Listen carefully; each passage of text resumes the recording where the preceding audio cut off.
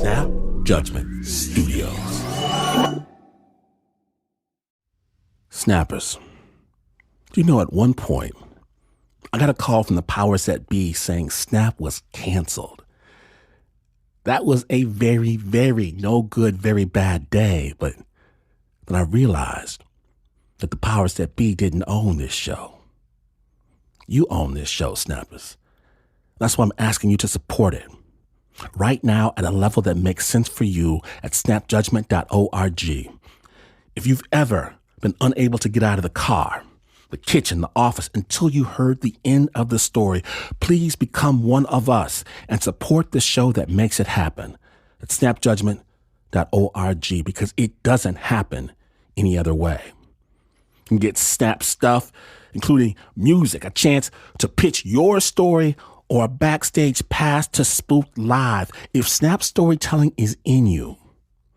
If you depend on this show, please stop for just a moment. Stop the show for just a minute and join at a level that makes sense for you. Snapjudgment.org. I promise you the best sleep ever and a grin on your face when you leap out of bed in the morning. What a deal! Snapjudgment.org. Thanks. Snap. Classic.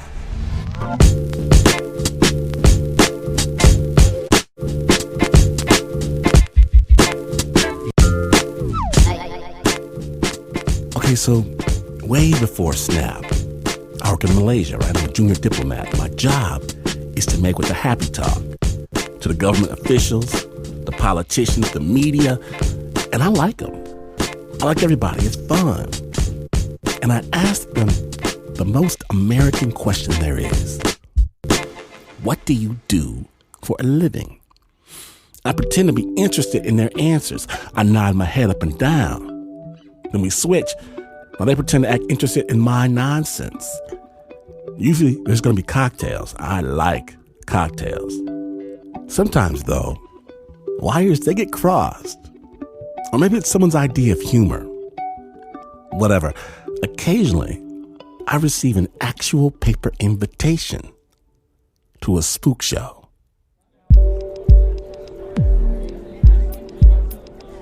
They don't call it that, but that's what it is. See, the spies, they don't just go to parties. Sometimes they have their own. Because Malaysia's got the oil well. It's got the ports. It's got national banks. It's not too close to China, but it's close. It's got the defense and the arms agreements. And international Islamic organizations, both above board and clandestine, find it a great place to do business. And this means there's lots of spies buzzing about, trying to uncover covert information, trying to recruit people to sell information, to make money, to sell weapons. And these people, these spies, they come from everywhere. They have every skin tone, every religious background. But once you squint your eyes, everyone looks the same. Because if you do look right, you only see that mask upon mask upon mask. And at this party, the masks are on tight. And Snappers, as a public service, I'm going to tell you the height of comedy if you yourself happen to wander into your own spook show. I stroll up to this rough circle of steely-eyed men. They are all men, each of them studying the insides of their cocktail glass, and I say, hey, what is it you fellas do for a living? And they freeze. They look at each other, they look back at me, and then they all laugh crazy, like I'm Chris Rock and Jerry Seinfeld combined. And I laugh back. For a brief moment, everyone puts their mask down.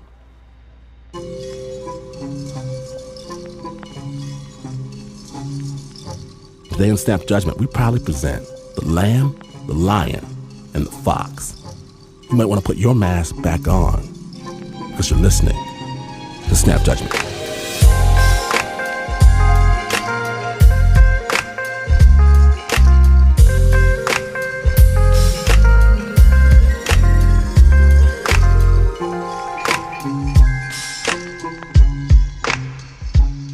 We begin with a brave and intrepid young woman named Amaryllis Fox. When she was young, her best friend was killed in a terror attack. So Amaryllis, she set out to be a reporter, to cover the news, to report on conflict. And listeners, please note, some names, locations, some operational details have been changed to safeguard intelligence sources and methods. Snap judgment. So I walk into the bar, and I see Jim sitting there, one of my very best friends in the world, this person that I have shared so much of my truth and my soul with. And I sit down, and he says, "What happened?" And I tell him, I didn't get it. And he kind of takes a sip of his beer and says, "Yeah, I bet they just told you to say that." And I start crying. And he's never seen me cry before. So he believes me.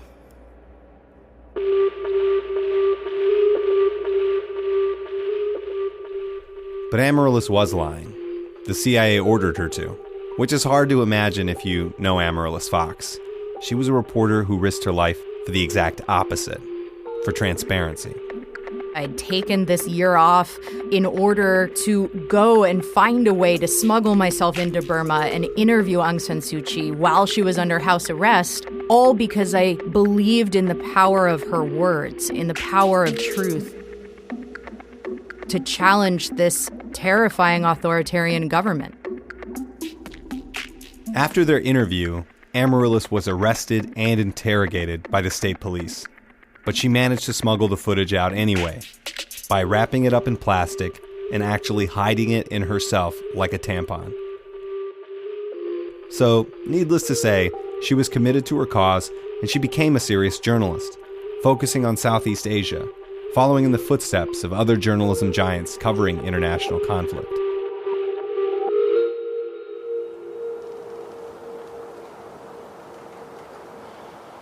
It's winter in Oxford, and I make my way over to our little subterranean college bar with windows that are always kind of covered in condensation. And I ask the barman to make me a hot toddy, and I'm waiting for my medicine. And I see on the television set that Danny's been beheaded. So that's Daniel Pearl. He was the South Asia bureau chief of the Wall Street Journal. And while covering a story in Karachi, Pakistan, he was kidnapped and later executed.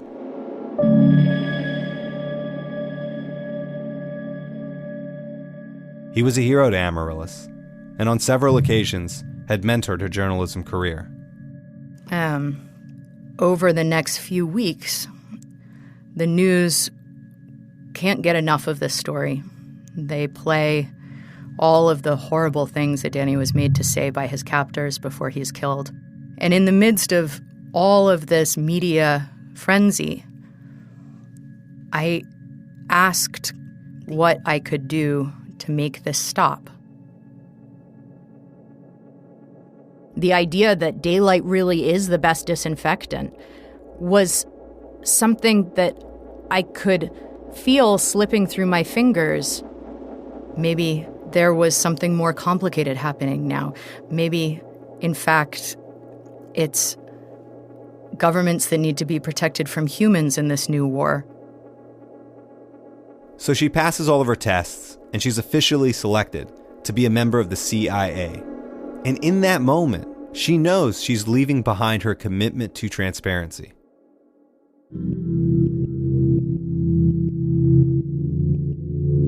And this path is in the shadows and necessarily involves lying in order to serve some greater truth. But it doesn't make it any easier. So her first order was to go and lie to Jim, the one guy she had worked with to apply to all these various intelligence jobs, and convince him that she had failed. But those tears, those were actually real. What got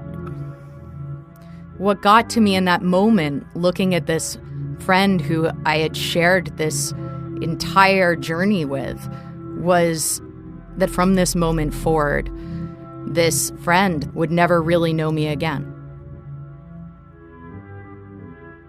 Right after that, she had to go lie to her family and anyone else who knew anything about her application.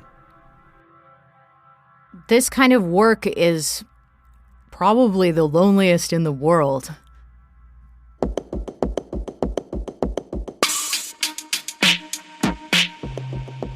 Amaryllis' first target is a Hungarian man named Jakub. And the idea is actually simple. Start a fake relationship with someone who has intel or access that you want. And as you're getting that information, work towards building trust so that one day you can flip them and turn them into an informant. We know that Jakub is an illegal arms dealer. And not just any illegal arms dealer, an arms dealer with access to some of the most sensitive black market nuclear precursors that used to be stored in former Soviet arsenals.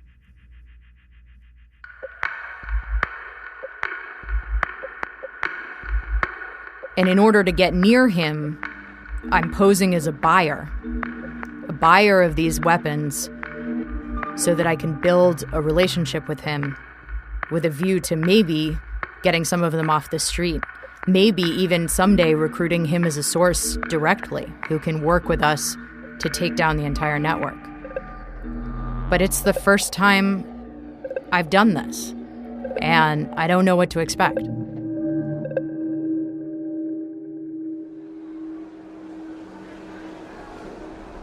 So I'm walking down these back streets in Lyon, which is this beautiful kind of bacchanalian town in France, really known for its love of food and wine and nightlife.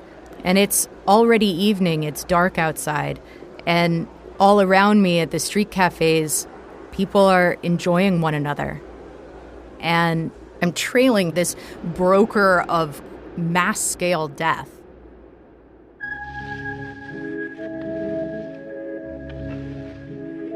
And I can only see the back of his head, and he's singing.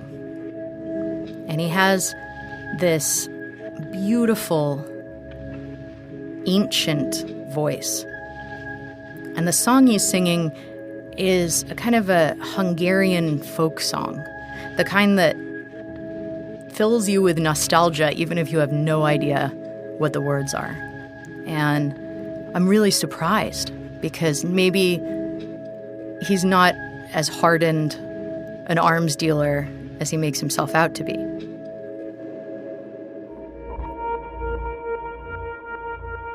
So I take out a cigarette.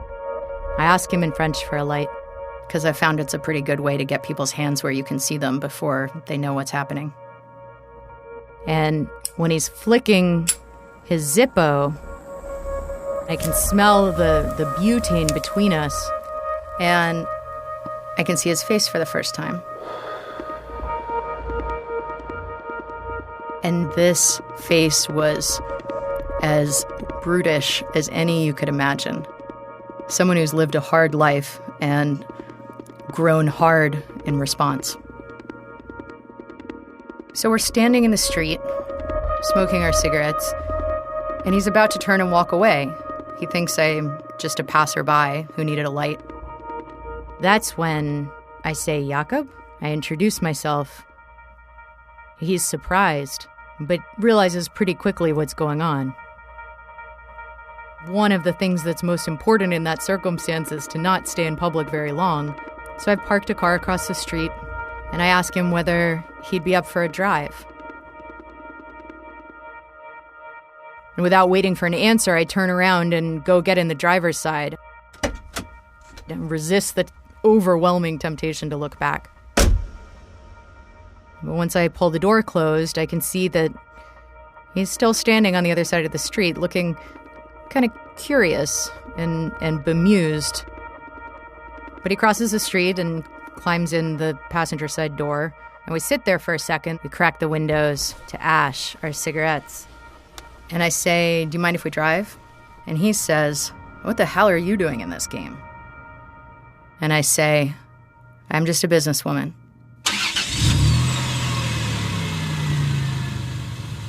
And I start driving because he hasn't told me not to.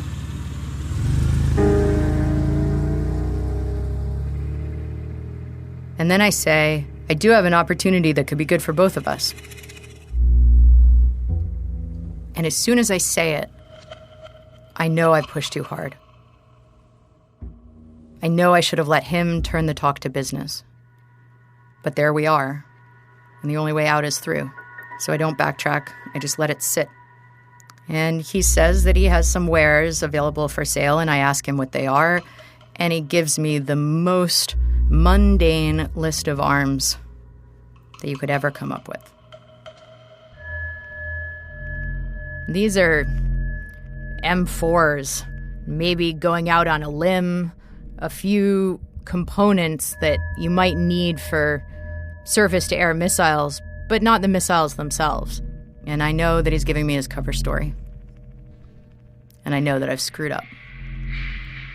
And he gets out of the car, and as he gets out, I say, I guess our mutual friend misunderstood your access.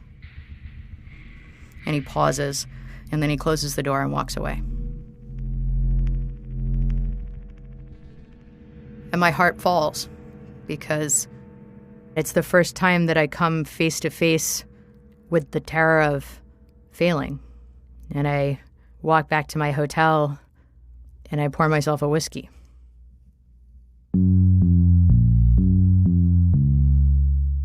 I'm sitting there nursing this drink and telling myself that I was right. I was right at the beginning when I doubted my ability to do this, given that I'm not Jason Bourne. And tonight it wasn't good enough. And I know I've got to go home and tell them it was all for naught. The next day, she flew back to America. So I get home and I drive to the office in Virginia, and I walk in knowing that the first thing I have to do is tell my boss what happened.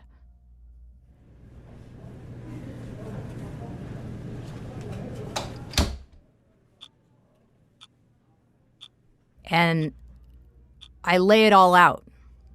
I say, I was an idiot. I pushed too hard. I screwed this up, and now I don't know what's going to happen. And he lets me go on like this for 10 whole minutes, indicting myself.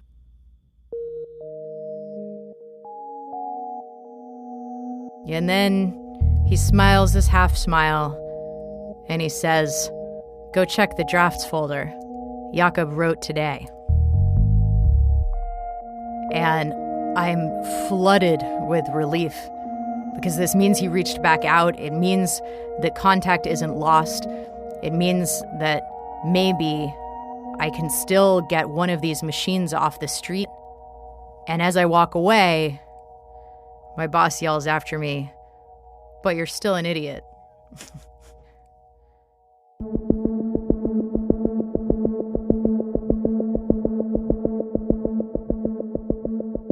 Before Amaryllis could write back, she needed to figure out how they would work with Jakob. There are really only a few options.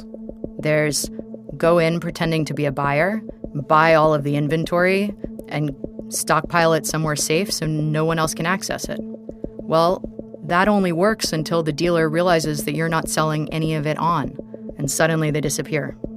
So another option that gets thrown around the room is, well, why don't we sabotage the technology, then allow it to be sold on, but it won't work. Problem is, in the news just then, there's a lot about Operation Merlin, which turns out to have been a misguided intelligence community operation that sabotaged the designs for nuclear components and then provided them to Iran. Well, it turns out the Iranians are pretty good at math and pretty good at engineering, and they figured out where the flaws in the design were, fixed it, and then suddenly had access to information they never otherwise would have had. And that really only leaves the third approach, which is to recruit the dealer to our side. So they decide to two-track their approach. They're going to buy weapons from Jakob and get them off the street, but at the same time work towards turning him into an informant, and hope he doesn't realize the plan. Because of the nature of her work, though, Amaryllis gets relocated to China, along with her husband, who is actually also a spy. As they settle into their new life in a red brick lean house in the maze of streets in the center of Shanghai, turns out she's also actually pregnant. Month after month, while her baby grows in her belly, she also works to strengthen her relationship with Jakob. So we embarked on a series of meetings in different places, different cities all over the world. And in each, I got to know him better. I got to understand what drove him. And I remember one in particular where I asked him about this huge ring that he wore that was in the shape of a lamb and the size of a Super Bowl ring. And what is that? He says it reminds me of my grandfather and not to go soft. And I ask him, your grandfather was a tough guy? And he says, no, my grandfather was a lamb and he got torn apart by Rakosi's lions. And I realize that he's talking about this Hungarian dictator who interrogated and persecuted and tortured his enemies. And in this moment, Jakob is anything but a hero. This is a guy who is paying the bills by selling weapons that not only kill, but kill indiscriminately. But maybe I can reawaken that in him. But I would have liked to have a few more meetings to let them simmer and come of age on their own. Unfortunately, the group with dangerous ties to Jamaat Islamiyah and Al-Qaeda had planned a meeting. And the only reason you plan a meeting with an arms dealer is if you're in the market for arms. And Jakob's arms were potentially catastrophic. So ready or not, it was time for the recruitment pitch.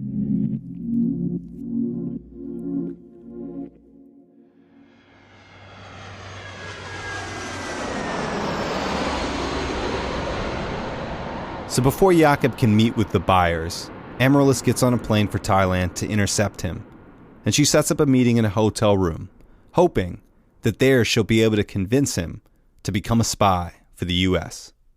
Nobody can ever tell how someone's going to respond when you finally reveal that you work for CIA. There's always a chance that everything goes to hell, and there's a sense of danger in the room.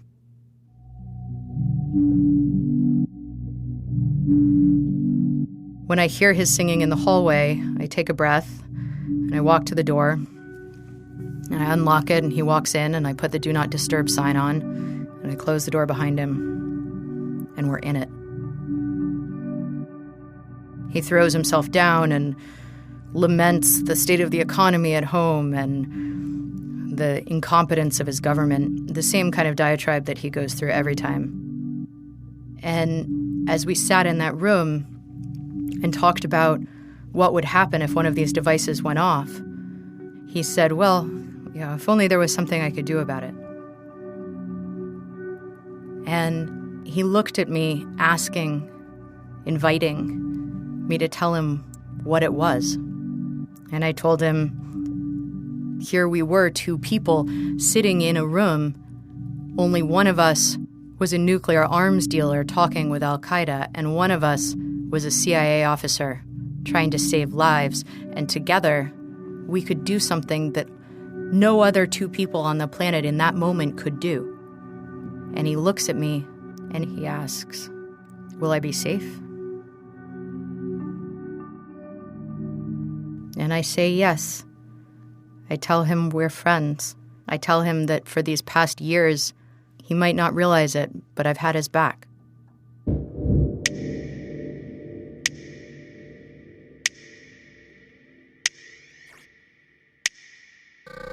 That our communications were safe.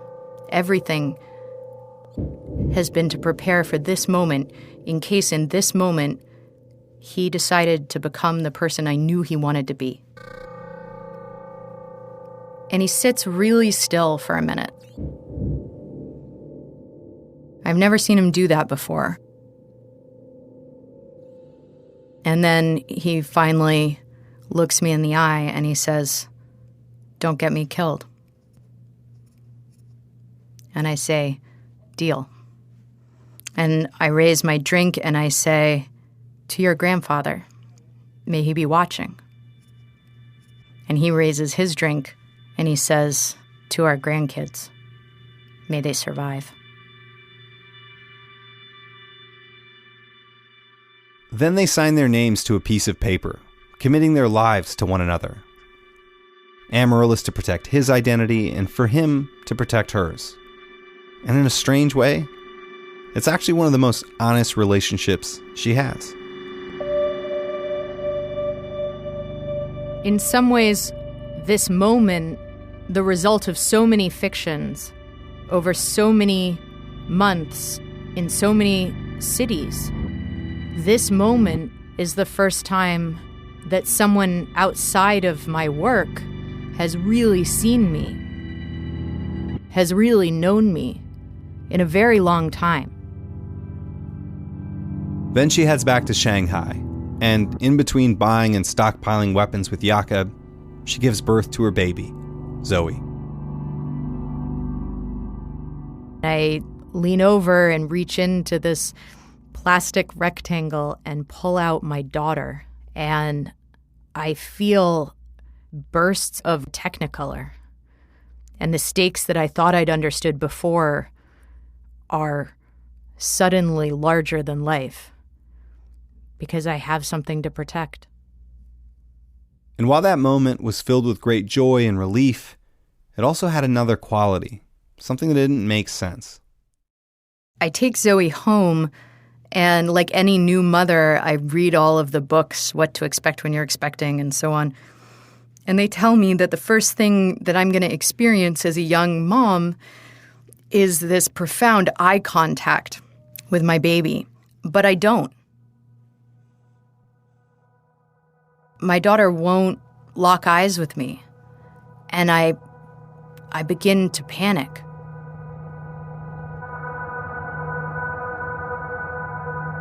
Even though I'm working on counterterrorism and counterproliferation, this little being fills me with fear in a way I've never experienced before.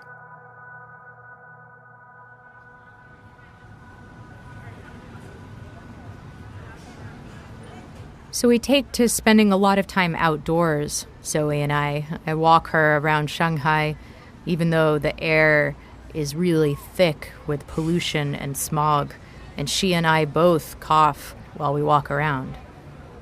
Still, it feels less claustrophobic than being back in the house, and we take to visiting this Buddhist temple near our home in Puxi.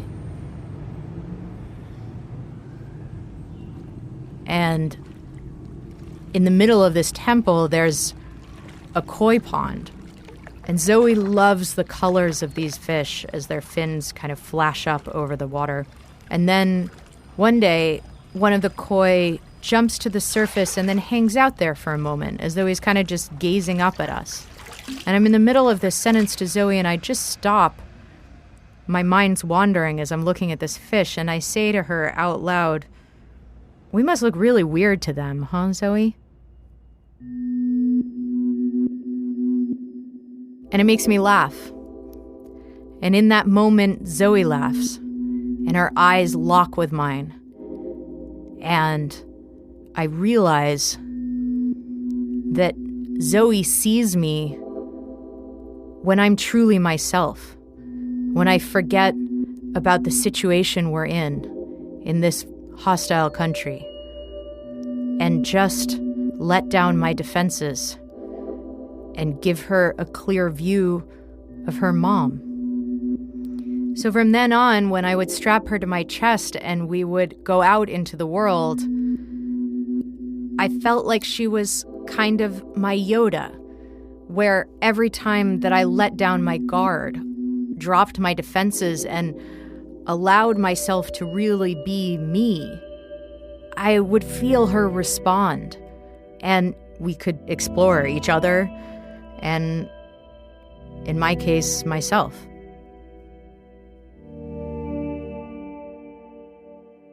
A few weeks later, Jakob delivers on his first big piece of intel about a possible attack at a busy intersection in Karachi, Pakistan. We get the intersection and we get the groups that might be involved, and we know that there is an intermediary that the agency has worked with before that might be open to conversation.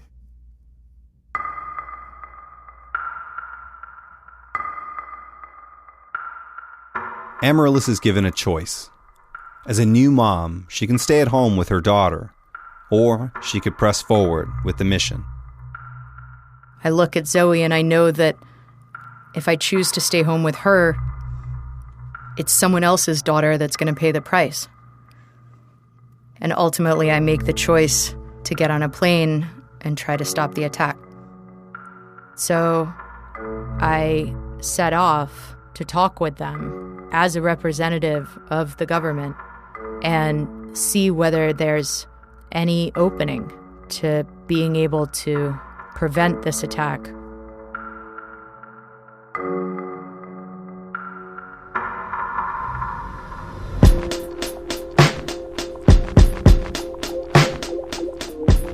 In just a moment, Amaryllis locks her armor down tight for her mission.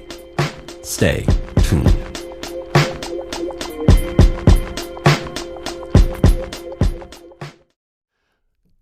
A young black man discovers his musical calling and sets off for Europe, trading his comfortable suburban life for sex, drugs, and rock and roll in the Tony Award-winning musical Passing Strange.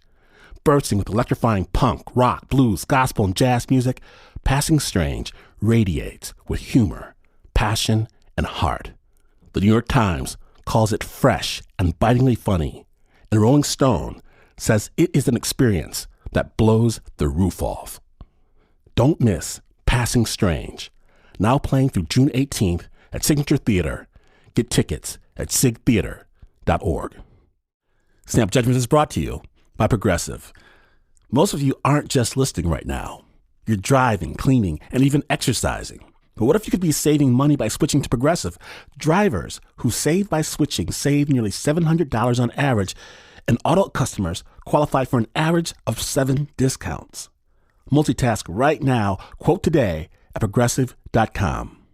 Progressive Casualty Insurance Company and affiliates. National average 12-month savings of $698 by new customers surveyed who saved with Progressive between June 2021 and May 2022. Potential savings will vary. Discounts not available in all states and situations.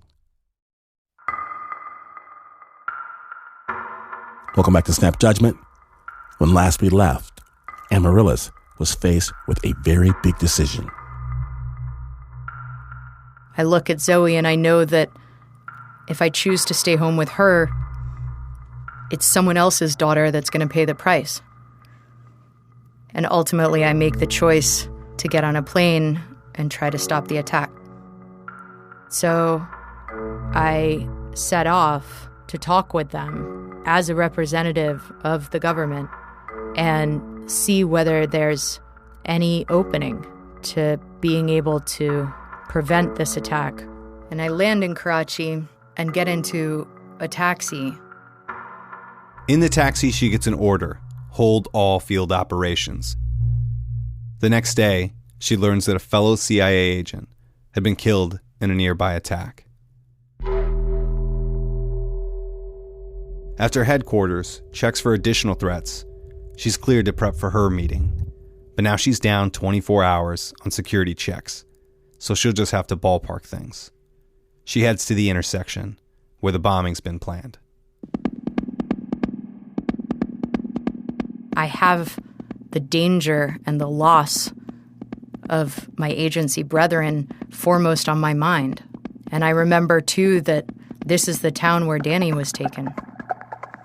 And all of the loss and all of the training and all of the fear pools in my shoulders and I lock my armor down tight.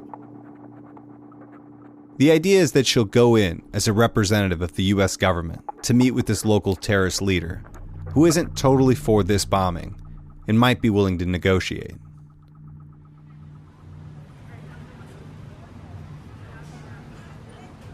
And as I walk into the intersection, I see a man across the street who I've noticed earlier in the day. And I realize that he's been trailing me. And then I realize that he's pulled a cell phone out of his pocket and he's getting ready to dial.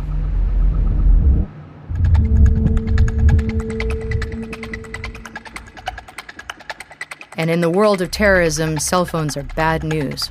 They're used to trigger explosive devices. And all of a sudden, I wonder whether Jakob had the wrong day, whether this is a trap, whether the device that I'm there to prevent changing hands has already been placed and is about to explode.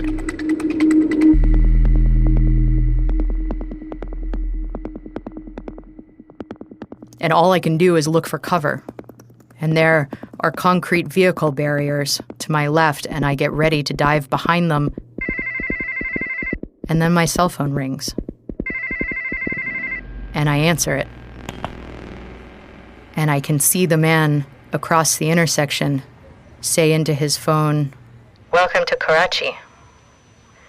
Is it possible that you have time to move our meeting forward to today?" This is a crucial move. Amaryllis is not supposed to meet with the terrorist group until tomorrow. Yet after doing a quick calculation, she figures it might build trust for her negotiations. So she goes in blind. The first thing that I notice when I walk into the room is that the walls are lined with books. And the second thing I notice is that in front of the books, along the window, are rifles, M4s, leaning lazily against the shelf beside two fighters who are standing. And the third thing I notice is that their boss, the older man sitting on the sofa in the middle, is holding a baby. And none of the briefing materials that I have read on this man, on this feared, hardened terrorist, have said anything about a baby.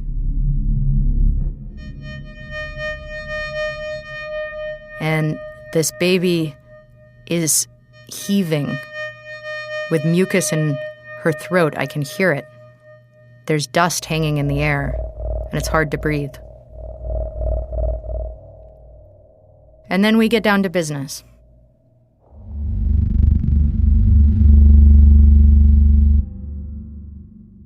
I unfold the map and I show them the intersection. I tell them what we know about the planned attack. I explain that the targets all around the intersection are civilians, Muslims. I say I know that they don't believe in killing their fellow faithful, that they can't possibly endorse this target. And in the midst of all this conversation, I'm not getting anywhere. The man brings up our drones, asks me whether I'll prevent future attacks on him if he prevents this attack.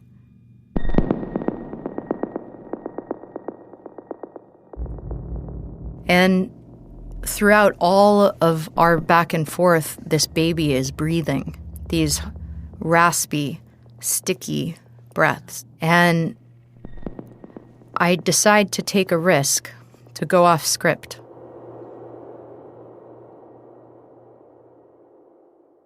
I ask the man, "Yours?"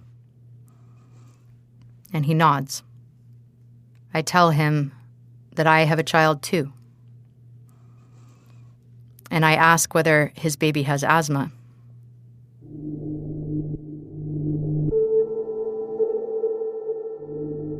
He doesn't respond, and then I tell him that we live in China.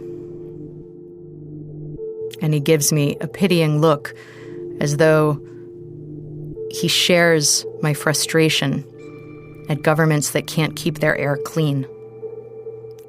And all of a sudden, in this moment, we're two parents lamenting the health of our little ones.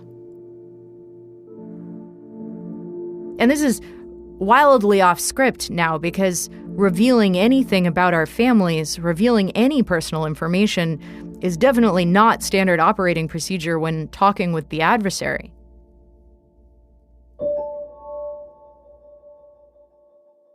And I reach into my bag and I pull out a little vial of clove oil.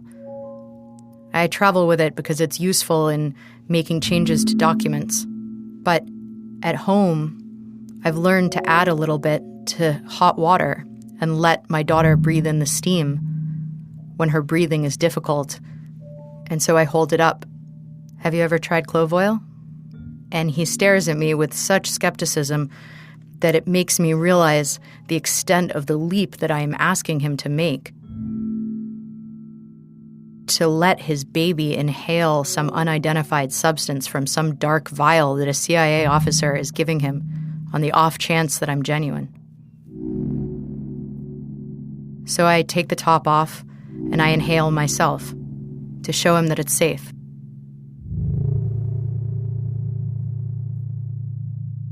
After a second, the man signals to someone behind Amaryllis. Generally, it's not a great sign when the terrorist that you're talking to makes a hand signal to someone to bring something out from the back.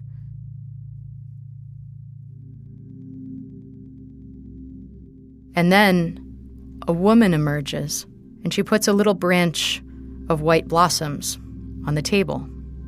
Allison, he says. And I say, for asthma? And he nods, and he says, tastes like broccoli. And in this moment, we exchange our home remedies. He sniffs, and I nibble, and then he says, I will see about shifting the target.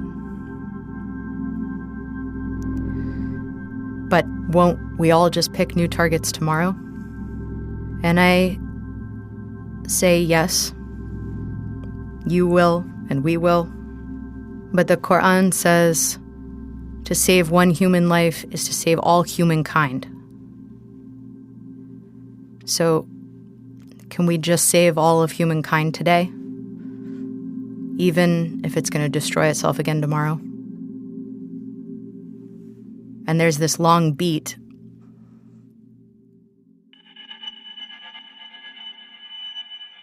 So out of the corner of my eye, I can see the other two guys' hands go to their guns. And the fear surges through me. But I know that I can't show it. So I hold his eye. And I put my hand to my chest. And he puts his hand to his. And then he smiles and tells me that the flowers he just gave me aren't just good for asthma. They also work for stress. And we both smile. Amaryllis exits the meeting, thanking the man and taking the white blossoms home to Shanghai. Then she gets an email from headquarters. It says simply that there was no attack today, that it's either been deferred or a new target has been acquired. Kudos. So, Amaryllis returns to the States, and her boss lays out the details of her next assignment. She'll be deployed to a new country with a new identity. I sat down, wrote my letter of resignation, and turned it in. So Amaryllis left, but Jakob, the man she recruited and turned into an informant, he stayed on. And now, years after leaving the agency, I still think of Jakob.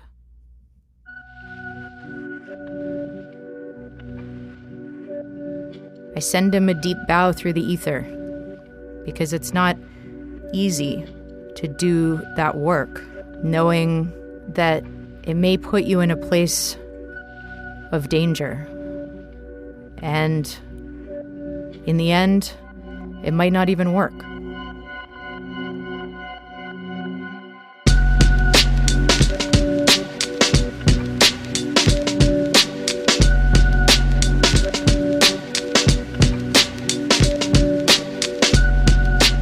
Thanks so much to Amaryllis Fox. Amaryllis now works as an analyst on current events and gives talks on peacemaking. She just finished her memoir, Life Undercover, Coming of Age in the CIA. To find out more, go to our website, snapjudgment.org. The original score for that story was by Leon Morimoto. It was produced by Nikka Singh.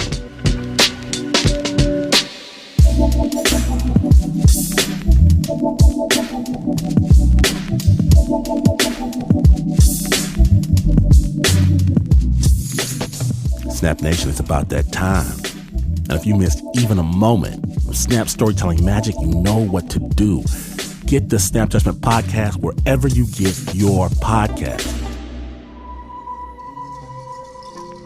Snap Judgment is brought to you by the team that always carries a spare key. Make some noise if you would. For the Uber producer, Mr. Mark Ristic.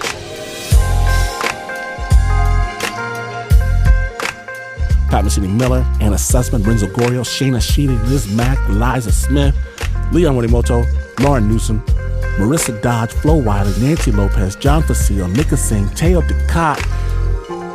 And even though you may have heard that this is not the news, no way is this the news. In fact, you could lock up the suspect in your secret room in the back of the safe house, only to realize that when you go to leave, the door doesn't work.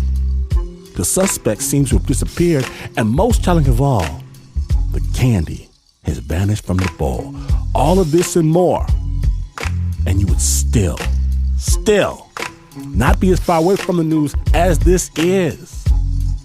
But this is PRG.